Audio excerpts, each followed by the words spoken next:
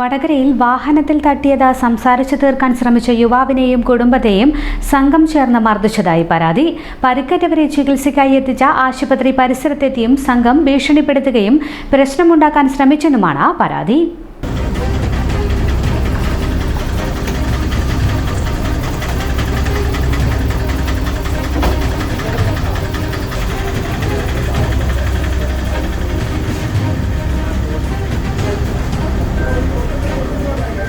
വടകര മാക്കോൽ പീടികയിൽ നിന്നും ഭക്ഷണം കഴിക്കാനായി കുടുംബത്തോടൊപ്പം പോകുന്നതിനിടെ നാരായണനഗരം പെട്രോൾ പമ്പിന് സമീപത്ത് വെച്ചാണ് സംഭവം. ഇവിടെ വെച്ച് ബൈക്കും കാറും ഇടിക്കുകയായിരുന്നു. തുടർന്ന് വാഹനം ഒതുക്കി നിർത്തി പരിക്കുണ്ടോ എന്ന് അന്വേഷിക്കുകയും ഇൻഷുറൻസ് ക്ലെയിം ചെയ്യാനായി ഫോട്ടോ എടുക്കാൻ ശ്രമിക്കുകയും ചെയ്ത യുവാവിന് നേരെ കയ്യേറ്റത്തിന് മുതിർന്നതോടെ ഒപ്പമുണ്ടായിരുന്ന പ്രായപൂർത്തിയാകാത്ത അനുജനും മറ്റു ബന്ധുക്കളും തടയാൻ ശ്രമിക്കുകയായിരുന്നു. ഇതിനിടയിൽ കൂടുതൽ ആളുകൾ സംഘടിച്ചെത്തി ഇവരെ വളഞ്ഞിട്ട് മർദ്ദിക്കുകയായിരുന്നുവെന്ന് മർദ്ദനമേറ്റ യുവാക്കൾ പറയുന്നു. മുഖത്തും ശരീരത്തിലും പരിക്കേറ്റ അനുജന പ്രാഥമിക ചികിത്സയ്ക്കായി ആശുപത്രിയിൽ എത്തിച്ചപ്പോഴും സംഘം പിന്നാലെ എത്തി. ആശുപത്രി അത്യാഹിത വിഭാഗത്തിന് മുന്നിൽ വെച്ചും പോലീസിന്റെ സാന്നിധ്യത്തിലും സംഘം വീണ്ടും ഭീഷണിപ്പെടുത്തുകയും കയ്യേറ്റം ചെയ്യാൻ ശ്രമിക്കുകയും ചെയ്തതായി യുവാക്കൾ പറയുന്നു. സംഭവത്തിൽ വടകര പോലീസിൽ പരാതി നൽകിയിട്ടുണ്ട്. വടകര മാക്കോൽ പീടിക കുഴിച്ചാലിൽ മുഹമ്മദ് നജാദ്, മുഹമ്മദ് ആഖിൽ, മുഹമ്മദ് റിയാസും കുടുംബവുമാണ് വാഹനത്തിലുണ്ടായിരുന്നത്.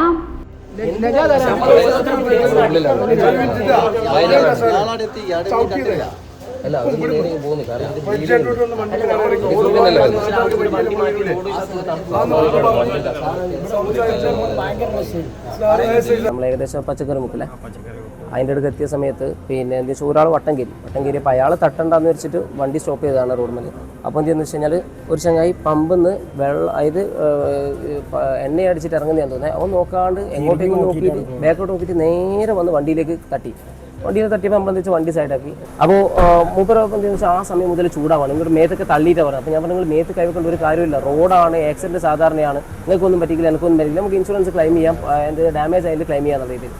അപ്പോൾ അങ്ങനെ പറഞ്ഞിട്ടെന്ന് വെച്ചാൽ ഞാൻ പോലീസിനെ വിളിക്കാൻ വേണ്ടിയിട്ട് അങ്ങോട്ടേക്ക് അത് ഭയങ്കര വർത്താനമായപ്പോൾ എന്ത് ചെയ്തു, അപ്പോൾ ഭയങ്കരമായിട്ട് തള്ളാൻ തുടങ്ങിയിട്ട് പോലീസിനെ വിളിച്ചിട്ട് ഇൻഷുറൻസ് ക്ലെയിം ചെയ്യാൻ വേണ്ടിയിട്ട് പോലീസിനെ വിളിച്ചിട്ട് അങ്ങോട്ടേക്ക് മാറിയപ്പോൾ തള്ളുന്ന കണ്ടപ്പോൾ ഞാനാണ് എല്ലാവരോടും മേത്ത് നോക്കില്ല എന്ന് പറഞ്ഞത്. പക്ഷെ എന്നെ അടിക്കാൻ വന്നപ്പോഴാണ് എൻ്റെ അനിയൻ മുന്നിൽ കയറിയത്. എൻ്റെ അനിയൻ മൂപ്പരോട് അങ്ങനെ തന്നെ പറഞ്ഞ മാറിയൊന്നു അടിക്കലേക്ക പക്ഷെങ്കിൽ ഓന് കയറി പറഞ്ഞ ബാക്കിയുള്ളവരും കൂടി ഓന് വട്ടിട്ടിട്ട് അടിക്കാറുണ്ട്. അല്ല, ഇവരെന്തിനാ വന്ന് തല്ലിയെന്നുള്ള എനിക്കിപ്പോഴും മനസ്സിലായില്ല. കാരണം റോഡ് ആക്സിഡന്റ് സ്വാഭാവികമാണ്, എല്ലാവർക്കും റോഡ് മേൽ ആക്സിഡന്റ് സംഭവിക്കുന്നതാണ്. അപ്പോൾ നമ്മുടെ ഭാഗത്തും തെറ്റില്ല. അയാൾ നോക്കാതെ വന്ന് ഒന്നാമത്തെ എന്ന് വെച്ചാൽ ഇയാൾ ഫുള്ളി ഡ്രങ്കാണ്. അയാൾക്ക് പറയുന്ന ഒരു സാധനവും മനസ്സിലാവുന്നില്ല.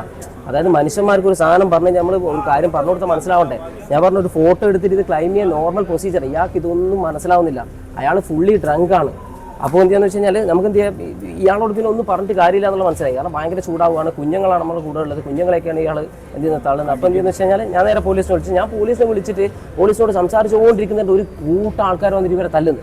ഞാൻ ഇവരൊക്കെ ഓരോരുത്തർ മാറ്റുന്നതിന് ഞാൻ പറഞ്ഞിരുന്നു ഇവരോട്, 16 വയസ്സുള്ള ചെറിയ മോനാണ്, 17 വയസ്സുള്ള മോനാണ്, അവനെ കൈവക്കല്ലേ, നിങ്ങൾ കാണുന്ന പോലെയല്ല, പിന്നെ ചെറിയ മോനാണെന്ന് പറഞ്ഞിട്ട് ഇങ്ങനെ മാറ്റുന്നുണ്ട്, പിടിച്ച് മാറ്റുന്നതനുസരിച്ച് ഇവരിങ്ങനെ മാറ്റുന്ന പോലെ അടിച്ചുകൊണ്ടിരിക്കുക. കാരണം ഓൻ ആദ്യം അടിക്കുന്ന കണ്ടപ്പോൾ ഞാൻ പറഞ്ഞു അടിക്കല്ലേ, ചെറിയ ചെക്കനാന്ന് പറഞ്ഞ് മാറ്റുമ്പോൾ ബാക്കിയുള്ളവരും കൂടി മാറ്റുന്നതനുസരിച്ച് ഓരോരുത്തർ അടുത്ത ആൾ മാറ്റാൻ പോകുമ്പോൾ അവരടിക്കുകയാണ്, വട്ടത്തിലിട്ട് അടിക്കുകയാണ്. അപ്പൊ അത് ഇതായെന്ന് വെച്ച് കഴിഞ്ഞാൽ കാരണം വന്നിട്ട് പറയുന്ന സമയത്ത് മൂപ്പരി അടിക്കണം.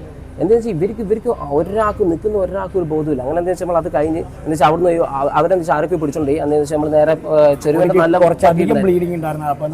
ഹോസ്പിറ്റലിൽ എന്ത് ചെയ്യാന്ന് വെച്ച് കഴിഞ്ഞാൽ സ്റ്റിച്ചിങ്ങിന് വേണ്ടി വന്നു. ഹോസ്പിറ്റലിൽ സ്റ്റിച്ചിങ് വന്നേക്കുന്നവർ ഇവിടെ അവർ വന്നിട്ട് ഇവിടെ ഞാൻ വരുമ്പോഴത്തേക്ക് ഞാൻ എന്താണെന്ന് വെച്ച് കഴിഞ്ഞാൽ ഫാമിലിനെ കൊണ്ട് വീട്ടിലിറക്കിയിട്ട് തിരിച്ചു വരികയാണ്. അപ്പോൾ വരുന്നിട്ട് ഇവിടെ വന്നിട്ട് ഇവിടുന്ന് ഒരു പ്രശ്നമാണ്, ഇവിടെ അവർ തല്ലാൻ വന്നതാണ്. അതായത് ഹോസ്പിറ്റലിൽ വന്നിട്ട് പിന്നെയും തല്ലാനാണ്. അതായത് റോഡ് ആക്സിഡന്റിൽ നോർമൽ ഒരു പ്രൊസീജിയർ ക്ലെയിം ചെയ്യേണ്ട സാധനത്തിനാണ് ഇവർ ഈ സാധനം ചെയ്തു വിടുന്നത്. ഹോസ്പിറ്റലിൽ പോലീസുകാരെ വിളിക്കാം, പോലീസുകാരെ തല്ലാൻ, കേഷ്വാലിറ്റിയിൽ വന്നിട്ട് ഭയങ്കര കയറിയാണ്. നമ്മൾ അടിച്ചില്ല എന്നുള്ളൂ, നമ്മളിപ്പോ പുറത്താണ് നമ്മളെ അടിക്കും, വേറെ ചോദിക്കാൻ നിൽക്കുന്ന ആൾക്കാരുണ്ട്. ഒരു നോർമൽ ബോധമുള്ള മനുഷ്യന്മാർ ചെയ്യുന്ന ഒരു സാധനമല്ല ഇവർ ചെയ്യുന്നത്. ഇവർക്ക് എന്താന്ന് വെച്ച് കഴിഞ്ഞാൽ ഒരു സാധാരണ എന്താന്ന് വെച്ച് കഴിഞ്ഞാൽ ഡ്രങ്ക് ആണെങ്കിൽ പോലും മനുഷ്യന്മാർക്ക് എന്താന്ന് വെച്ച് കഴിഞ്ഞാൽ ഒരു സാമാന്യ ബോധം ഉണ്ടാവും, അതുപോലും ഇല്ലാത്ത രീതിയിലാണ് പെരുമാറുന്നത്.